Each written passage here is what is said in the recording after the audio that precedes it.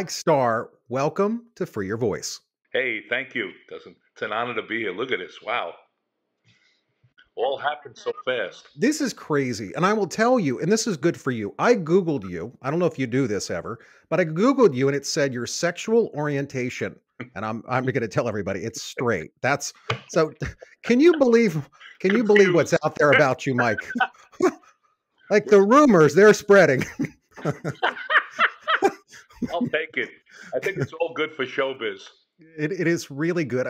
Dude, I stopped counting. 180 films. Like, are you kidding me? Sometimes I like to say that sometimes it's me walking in a room and getting shot or shooting someone, and that's it. The cat. Are you like a glutton for punishment to memorize? I want more. 180 films. Like, how do you possibly memorize all of that? I went to Catholic school as a kid. Oh, So that was it. So they took your hand like you get one more shot at getting this right, Mike. multiplication tables. Were you one of those? Like, were you the ones the nuns used to go after? No, my brother Star was the one. I was a little bit of a con artist, I think, or use things. When I was here's an interesting tidbit about me. People don't know. When I was 9 or 10, and I'm old enough to be that it was around the polio scare, and I had what's called rheumatic fever, which a lot of times is people say, "Oh yeah, I had that too." Yeah, whatever. But I do know some actors that had it, and what happened. I hope this isn't too long a story.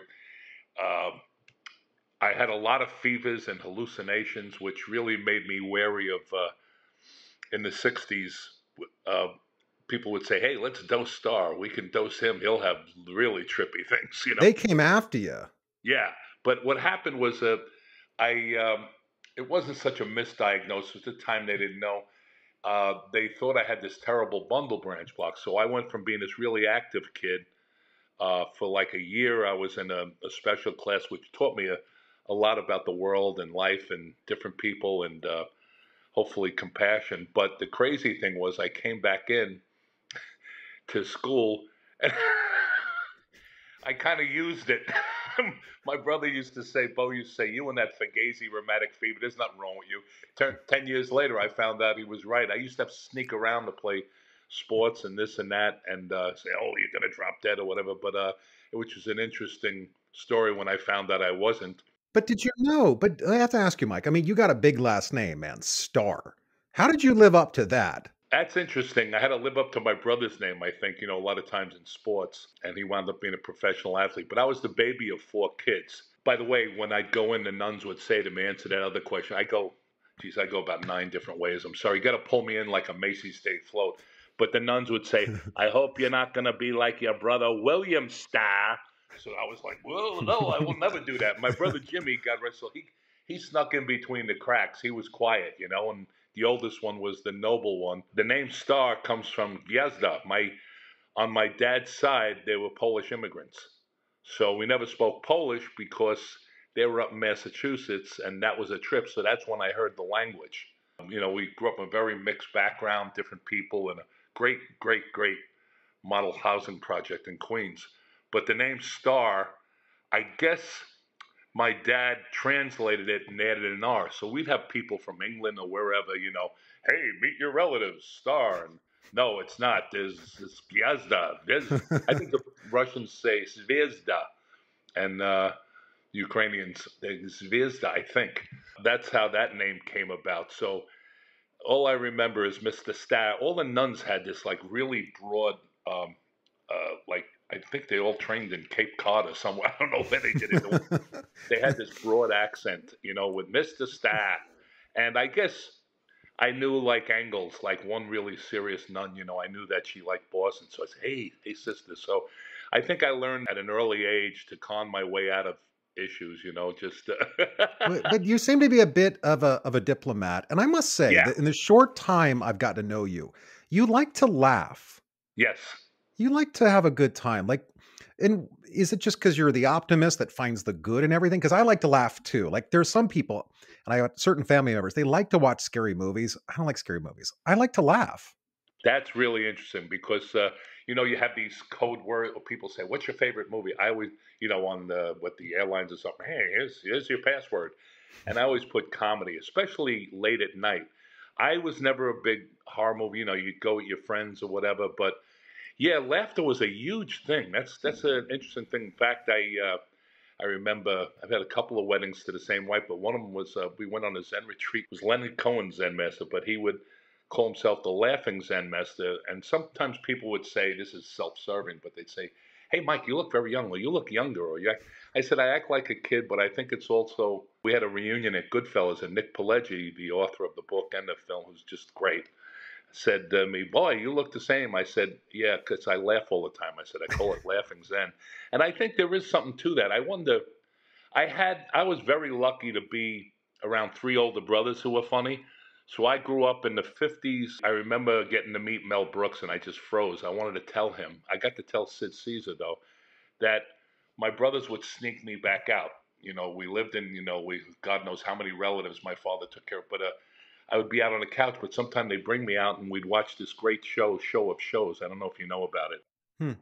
You can see 10 best from your show. It's like going back to seeing, the two Ronnies or something like that. But it was Mel Brooks. I mean, Woody Allen was one of the writers, Neil Simon. Brilliant, just brilliant minds. But I was influenced by that humor, yeah. And a lot of the shows from the 50s. And I think there's something to neighborhoods you come from. There's a lot of the average Catholic, yeah, they're blasphemous humor, but a lot of Jewish American humor and East European Jewish humor was influenced. People don't realize how much it influenced America and whatnot, and where we came from. Well, I think it's interesting because this was one of my notes too, that Married with Children. I mean, because that's you, Married with Grandchildren. Did you ever watch that show, Married with Children? No, but I did work at the Copacabana, and Katie Segal was. I worked. Speaking of a diplomat, I was the bouncer that talked to everybody. I was not much of a bouncer. I was a pacifist bounce, but they gave me a job. These guys, and Katie Segal was one of the backup singers, but not that type. No, It's weird. We're very weird. I met my wife in a summer stock theater. I was a nut searching for the Buddha and Jesus and everything else in the world, and my friend Tom Bray, and there was this great guy. He was a freshman at Hofstra, where I was. My brother ambushed me and got me a drama scholarship there. But it was a good theater department. A lot of people came out of it. I got into summer theater, and this fellow Larry Pontillo was from this small town in Connecticut, really great guy, God rest his soul. And my friend Tom Bray, who's gone on to do so many different things in different worlds, they said, just do one show. I said, man, I'm not into the theater anymore. I'm going to find it's too egotistical. I said, just do one show. Well, I wound up doing the show 1776. My wife was a music major at the time, musician, and her and her sister had a cook. They volunteered to cook for us and also got no money. And I got $40 a week, and I wound up doing 2 summers, and we were married. I said that's later on. Then our friend Father Joe, we married. Janito married us also. We did the whole family thing. A lot of times people say to me, "Oh, you were smart. You married a heart surgeon." What happened was I married someone who dropped out of music school, who you always knew was something. There was something about her special. I used to say she Something more. was a cross between Mother Teresa and Emma Peel. I mean, she's just really kind of give, but like fearless and compassionate. So it took 11 years and 3 kids. After that, she got into med school. So they all called her mom because she was so old. She was in her early 30s. She was committed. She had to have been Yes. obsessed And to I get should be committed sometimes, but you should be, but I mean, looking at your career, what you've done, it requires obsession that yeah, you yes. have to go all in. I mean, we're talking high performance, next level. Yeah, I respect the comedy. Married with Children. My close friend Sal Baldomore was the stage manager on it, and everybody was so cool on it. The one who plays the kid, I mean, just Christine Applegate.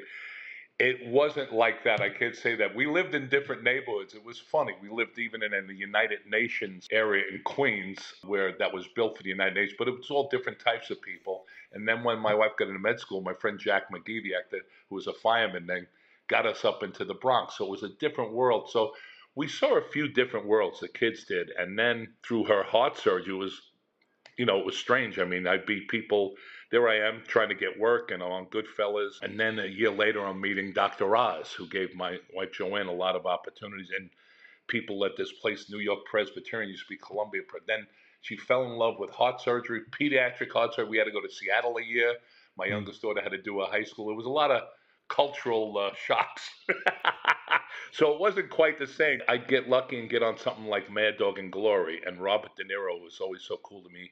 He'd ask me very respectfully, so what did your wife do today? I said, she went to West Virginia and had to get this heart in a box. and they call it a harvest. He said, wow. And he'd tell me interesting things. He was always really classy. So there I am. And people like, I know Dr. Oz became famous, and other people that said, really, Robert De Niro was interested. And then, I'd bring them to the movie set and they'd be interested in that and vice versa, So it was a kind of a mixed world. Also, I like to say, when you're married or living with someone, whatever you want to call it, or friends with anything, with someone who does that type of work, Yeah. could be anything, first responders, it's very hard to come home and say, this casting director didn't like me. She thinks I'm too loud. But was it a good tether for you, though, do you think? Yes, absolutely.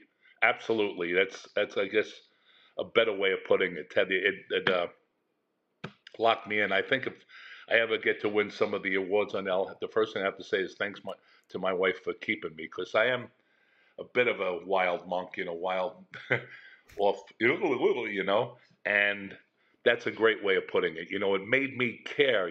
There's sometimes I'm trying to write something now about a guy that's a reluctant hero, not calling myself a hero, based on a few people.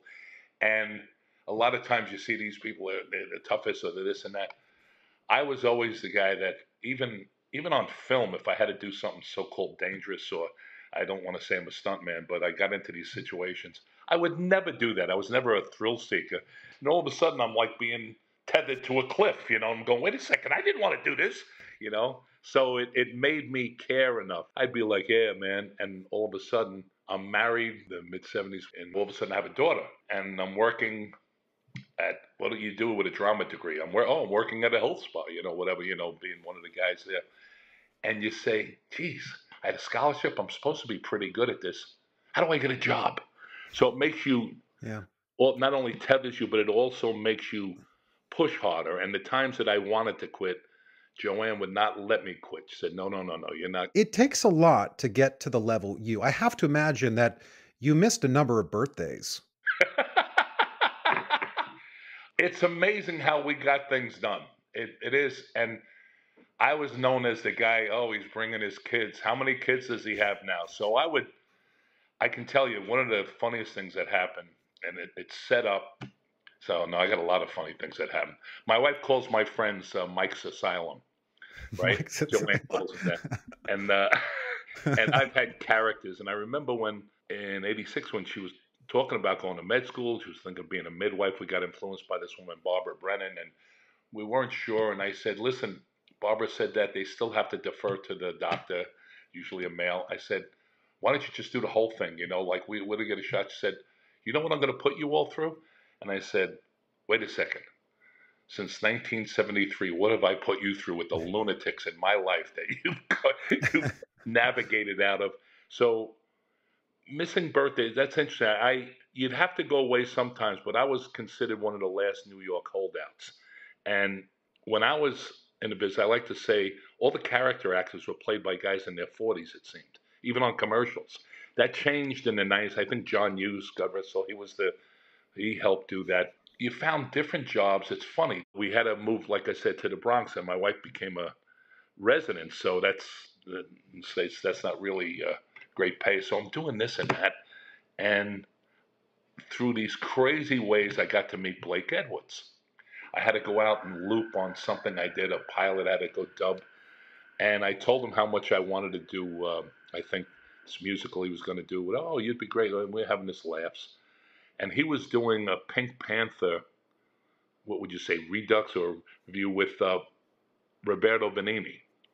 Now I'm out of work, and I meet him. I don't think anything of it. I'm going, geez, I got to pay rent here in the Bronx, And it was a classic neighborhood. It was great, but all of a sudden I get this call. I'm walking around we played the Broadway Show League. people like there's these Central Park, New York. They have all these softball leagues. Some of these actors are more sports guys than they're or wannabe sports guys or whatever you want to call it. But I would do it to meet people. So one day I'm walking, visiting, and John Goodman used to call me the mayor of Central Park. They were playing in the Broadway Show League, and I walked around. Literally, I did this. I said, "Is anyone leaving Guys and Dolls? I need a job. Anyone leave? You wouldn't like the deal we have. You wouldn't like that." I said, "No, I need a job or whatever."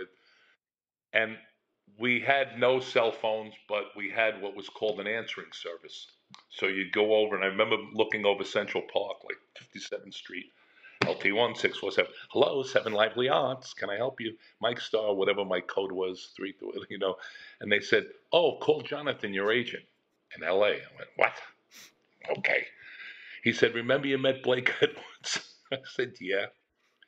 "Well, he the Pink Panther?" I said, "Yeah, there's nothing in it for me. I don't even know I'm playing." He said, "Well, it was Thursday. You're leaving for Nice Sunday." And I go, "What?" I didn't even have luggage. Jeff Green, one of our players, his parents owned a place at Mm. Grand Central. I went down and actually got 3 pieces of green luggage. And on Sunday, I got my brother, my friend Esther, Terry Blum, the fireman, social work, all these guys driving me to Virgin Atlantic Airways, and I'm going, "What?" And they used to let those days go up. And a couple of weeks later, I was able to bring my two oldest, and eventually my third, and then my wife came over 3 different times, actually for one night. Such a warrior. All of a sudden, I'm in France and England, and eventually Jordan myself. I don't know how the film came, but I was with all the classic people, including Roberto Benigni, which became a great relationship because I just loved his films and everything. And it was just, Is it surreal, Mike? I mean, as you look back, does it feel like a dream that you're like, I've done this? well, like I like to put it, all of a sudden there's Blake Edwards, who's married to Julie Andrews, and they were both such super people. All of a sudden, I'm looking for rent one day, and a few weeks later, my oldest daughter Cassie is walking on the beach with Mary Poppins. You know, That's incredible. so it's hard to say that. That's why I said, and I'm not disrespectful of Married with Children, but I wasn't the guy working like let me get back. I used to be this or what. I mean that as Yeah. it's a great setup in the story, a blue collar thing, but I lived in a lot of different worlds. It's crazy.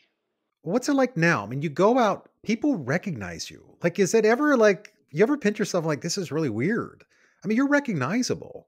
I think so. Sometimes there are people who say, "Nah, it can't be you," or whatever. You're on the company or bus or whatever. And then sometimes it's a voice thing, and also sometimes the weight changes, this and that from whatever they saw or whatever. Or I had bigger hair, or I'm wearing glasses a lot of times, or these like that. And I don't know. There is recognition. What the funny thing I get is people saying, I knew your voice from somewhere." I know your voice.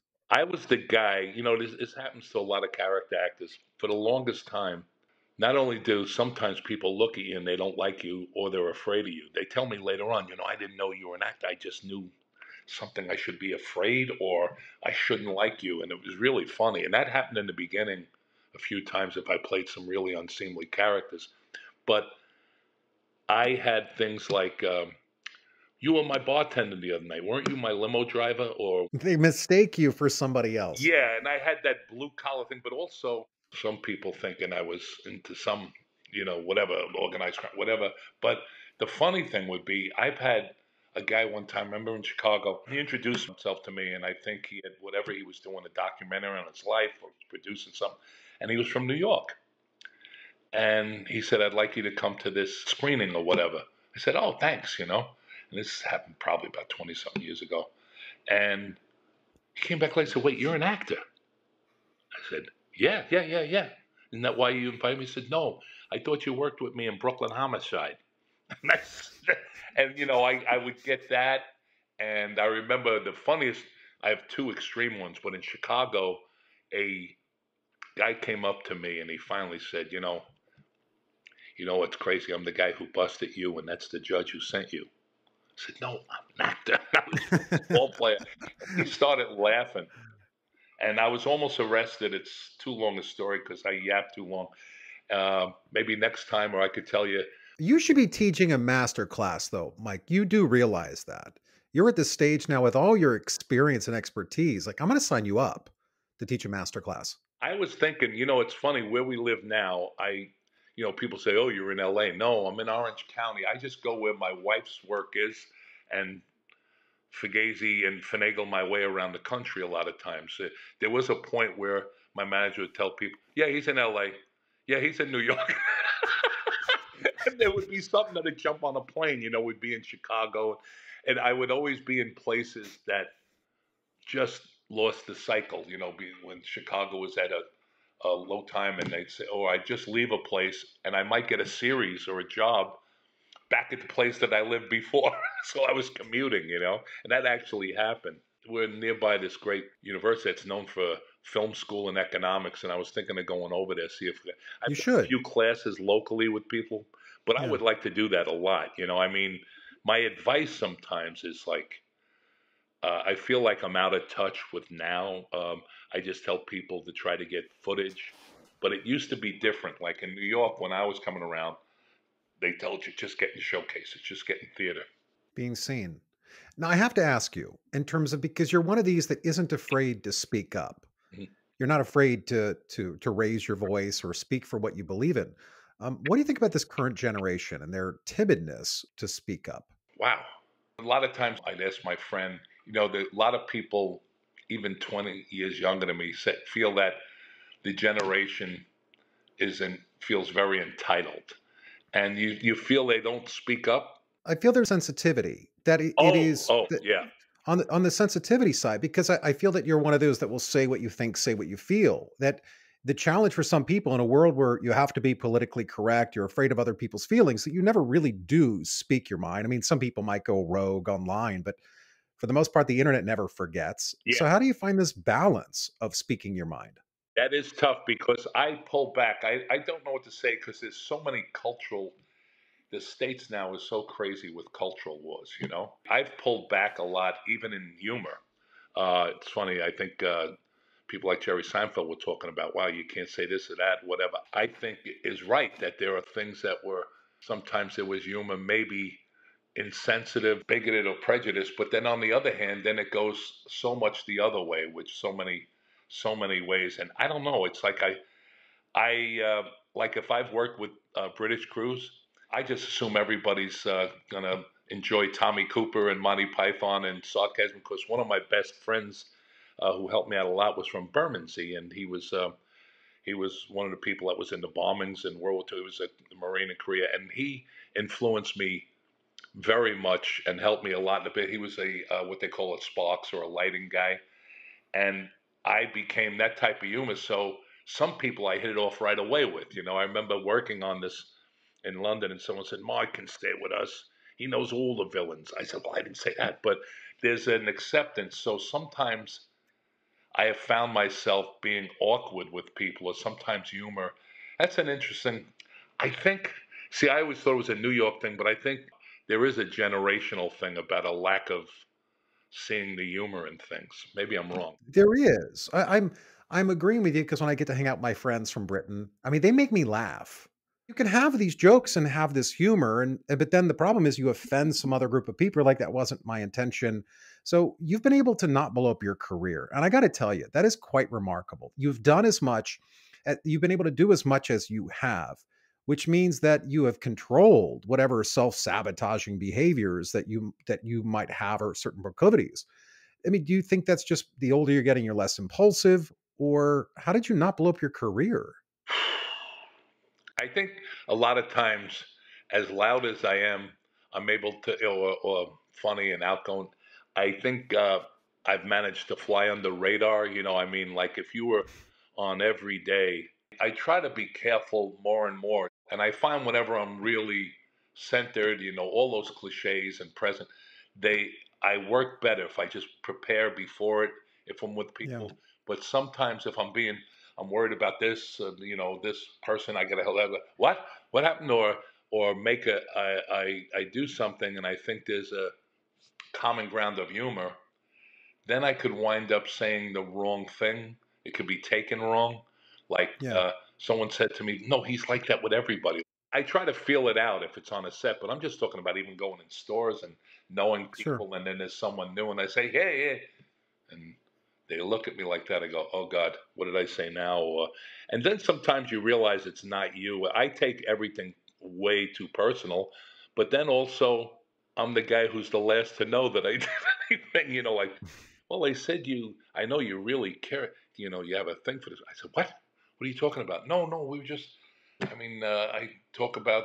I'm a little more and more careful about things, I guess, because I don't like to brand generations. I'm a guy who was in the '60s, and they were saying everything horrible, and sometimes they were right. It turned out to be right about it, but that thing about the speaking up. I mean, there's like craziness going on in the country now, and so many different sides and ways. You go back to that song, which when I first heard it, said, "Oh, what are they giving up?" But it was interesting. The song "Revolution." That did John Lennon write that? But if you want money for people with minds that hate, I'm going to have to tell you, brother. All I'm going to have to tell you is you have to wait. I was thinking yesterday. I think I've evolved into that. Hopefully, like. Trying to find common ground with people. But on the other hand, I mean, in the '60s in the States and around the country, sometimes we made heroes out of some really terrible people. There were some interesting characters, but I think you said it earlier is that we have these cultural differences. Yeah, And I do find that it is very challenging to be sensitive to everybody because then you're not being authentic. yeah, Like, you can't hurt my feelings, can it? Like this, I'm a 40-year-old man, father of two. I'm like, I'm not insecure to the level where you can tell me anything you think. And I go, all right, well, that's cool. yeah, And I appreciate you kind of opening up and telling me that, look, even you were, I mean, you came from a different generation. yeah. I mean, some of the films you're in, those films could never be rebooted the same way. No, I agree. They would have to change the words, change the, even Dumb and Dumber. It can never be done the same way again because you'd have a picket line of people saying, hey, that's inappropriate or that's, Oh, I agree. and I look at it that we've come so far to say, why are we creating the next generation? Why are we going to make them weak? It's not strength. We're Yeah, making them weaker. They should be able to get to a place where they're comfortable being uncomfortable because that's growth. It's okay to say, well, I don't agree with somebody. Like, and that's okay. things I've talked to people about the so-called Cultural Revolution in China and the things they did, and the things they encouraged people to do. And you go, it's almost like these mild forms happened in the last few years, and these terms came out where people would just. What was the expression? I had a teacher from I don't know if she was in the Yiddish theater, group theater. She used to say, "Don't throw the baby out with the bathwater." And sometimes there are people that really did the right things by people, and all of a sudden, and I knew professor. I mean, it was just all of a sudden, well, you didn't do this, and you're not, and calling on people and everything they feel wasn't exactly, like you said, politically correct, and Yeah. that term woke gets really thrown around on all sides. Like, oh my God, It's hard to know, Mike, though, where the line is because yes, I've always said, look, if we can all agree, here's the line. But the line can't change. It can't change just because someone's a feeling happens. You got to have a line. Now, I think that you have, as we get older and our species gets more advanced, but I, I think that the challenge we face, and I've got children as well, is I want them to be tough. oh yeah, yeah, that's it. I want them to be sensitive. I want to have empathy, but I need them to be tough because life's tough. It's not going to be easy. It's going to be hard. And for my position, a lot of times I'm at a point where I just withdraw. I don't want conflict with people. I think it was I read one time Wayne Dyer said when people say these things that you might find outrageous or Yeah. disagree with politically, just that's really interesting. Politics is hard, man. I mean, as a dad, my kids ask me, and I go, look, you need to respect the position, whoever the president is. You don't have to agree with them in all That's areas, interesting. Yeah, but you've got to respect that seat. Now, I wish certain behaviors wouldn't happen, things I can't control. But heavy is the head that is the grandfather, like you, because you're preparing the yeah, truly though, because you now are preparing your kids for the day you're no longer here, yeah. You're that you right. have taught them and you have guided them to say, I gave you the best of me, you got the worst of me, and hopefully you've learned enough from me. Um, Talk about that as you're in this new period in life. I'm like, you're the old dude. You're the one that's supposed to know everything. You hear people say kids don't come with instructions, all that stuff people would say. And with our situation, we had to really wing it, improvise. Like, okay, we're going to live here now. We're not living on the idyllic world we saw on TV at some time, or, which changed, of course, in the 70s and 80s. But I mean, this perfect or this model of life or this model of life of even of things that were supposed to be dysfunctional. It was like, okay, what do we do here? How do we deal with this? My oldest daughter now is a principal in Chicago, and I'm proud of all of them and what they do, and in the grandchildren too, trying to do the right thing, but they try to figure out their way. And she really, I mean, has done great work. And a lot of times, we would talk like, well, I mean, that's crazy, or this is why did they? This is hateful, or this is that. If you try to do one step at a time, I mean, or one issue at a time, or a basic. I think Dick Gregory used to call it this moral fiber or something like that. Moral force, like if you're trying to do what's right, and it's there are a lot of difficult, especially now in the world, decisions to make that people find themselves in, like the old expression, damned if you do, damned if you don't. But as far as being the grandpa guy, I'm kind of the crazy grandpa, especially to the kids. Like I'm the one who acts like a kid or is Mhm. goofy. You know what I mean? That's my dream is to play the knucklehead uncle or the neighbor on a sitcom where I just show up and run up to LA and go, yeah, stay for the week and go, hey, I didn't realize it. I didn't know. And if there's a place of sincerity. Before I forget, I got to tell you, great thing. I always remember dates. I have this crazy memory where I remember things. Some things I forget. And my friends, we Zoom every Thursday. And who's a classical conductor? I mean, people think I grew up with the Goodfellas. No, they'll say, "What was it like growing up?" No, I didn't. I was in a blue collar place and multi ethnic and everything. But so there it is. My wife is doing everything in the world to get them at one point like going, oh my God, how am I going to, we got to pay for the so-called sitter or so-called nanny or whatever. But it was really funny. We lost this one, and I get on Goodfellas, which was a big break, and Ellen Lewis, the casting director, put me. My brother's in it. Scorsese told me, oh, I was going to put Mike in. Just all these great things that happen I don't know about. And I'm seeing people, the crew, we were all neighborhood guys I knew, and it was just a great situation. And we had someone who was supposed to be living. So I got to go back to Montana or whatever. I can't. I got to testify against my father. Whatever. I don't know what the reason was. We went through a lot of different so-called au pairs or whatever that just had to be there if neither of us are there. And my oldest daughter was 16, I think, at the time. So anyway, Joanne, my wife, says, "Listen, this is too big an opportunity for you." And she had a finals in med school. So this is not a normal situation. He said, don't worry, I'll figure it out. I said, I'll figure it out. And there was a famous man, Victor Borg. Well, his son, Victor Borg Jr., was the second AD, and he was an interesting guy. He was always the nicest guy, but he hated the business. We'd talk all the time. I hated Mike. And he, it was, and I came up to him. I believe he did. I mean, I may be giving a bad stereotype. He might be a big producer now, whatever. But no, he was funny. He was sarcastic and just a great guy. And I said, hey, VB, what are we doing the week of the 15th? He said, the wedding scene. Why? I said, you need kids? He goes, yeah, you have any? And my youngest daughter, Nicole, sat on Lorraine Bracco's lap and mine. And my son, John, and his friend Anthony and his mom, who knew a lot of the people that were either extras on a set or whatever. That's how we watched. My oldest daughter was too serious a student. She wouldn't take off. But that's how we watched for my wife's med school finals. I think that's kind of a nutshell of how I can tell how wacky our journey is and still going. Like I had told my wife Joanne, I said that, our parents, my parents came out of the Depression.